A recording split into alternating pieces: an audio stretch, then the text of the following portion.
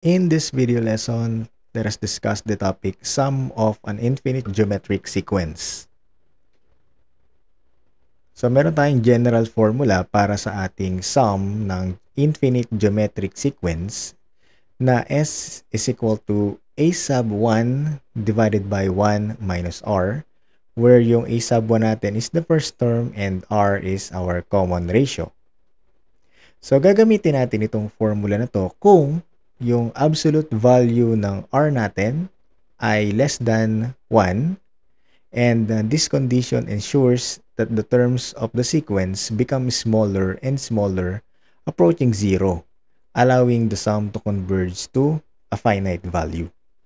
So pag sinabi natin converges to a finite value, it means that as we keep adding more and more terms of the sequence, dagdag tayo ng dagdag, the sum approaches a specific number.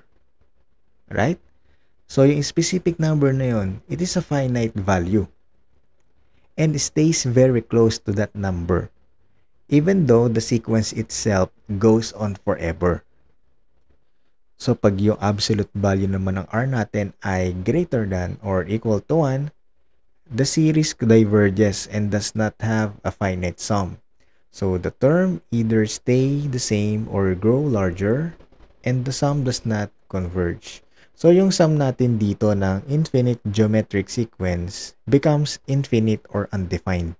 So hindi na natin mabilang yung ating sum ng infinite geometric sequence kapag yung absolute value ng R ay greater than or equal to 1. So let's have this sample calculation. Find the sum of the infinite geometric sequence 3, 3/2, 3/4, 3/8. So, meron tayong ellipsis dito sa dulo. So, given our first term is 3, so yung ating common ratio is 1/2, and hinahanap natin yung sum nitong ating sequence. So, kung mapapansin natin, yung R natin is less than to 1. So, because our R is 1/2, so 1/2 is less than to 1. So meaning, meron tayong sum na makukuha dito. So it is possible to get or find the sum of our infinite or given infinite geometric sequence. So we're going to use the formula S is equal to A sub 1 divided by 1 minus R. So we have 3 divided by 1 minus 1/2.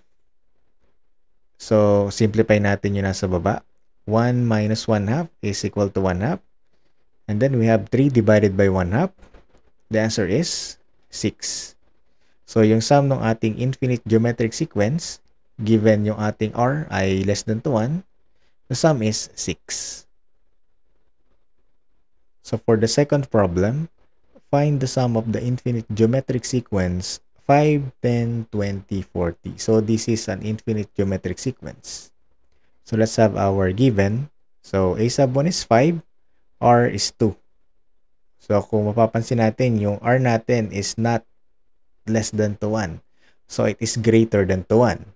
So, since the absolute value of R is 2, and this is greater than to 1, the sum does not converge. So, therefore, the sum is infinite and cannot be calculated. So, hindi natin makakompute yung sum nitong ating infinite geometric sequence given na yung R natin ay greater than to 1.